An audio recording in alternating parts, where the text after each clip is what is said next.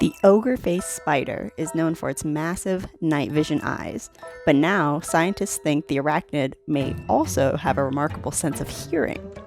The spiders use this hearing to listen for flying prey, and when an unwary insect gets too close, they strike, executing a sudden half backflip to catch the prey in a tiny net. The spiders don't have eardrums like humans do, but instead have a special sensory organ near the tips of their legs. These organs detect subtle changes in pressure caused by sound waves rippling through the air, and then send that information to the brain. The study's lead author said, "It's very alien to us, because we don't have a sensory system like this." According to the new study, ogre-faced spiders can hear sounds up to 6.5 feet away and pick up frequencies between at least 100 and 10,000 hertz.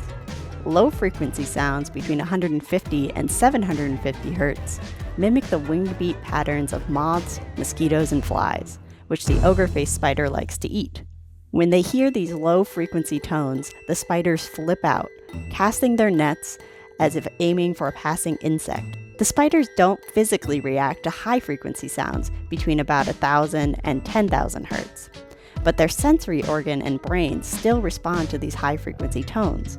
The study authors speculate that the spiders must be listening out for the call of predator birds, which may fall within that frequency. Ogre-faced spiders not only snatch prey from the air, but they also scoop insects off the ground. However, they mostly rely on their big eyes to spot these crawling insects. In a previous study, scientists put tiny blindfolds on ogre-faced spiders and found that they could no longer catch prey on the ground, but they could still pluck flying insects right out of the air.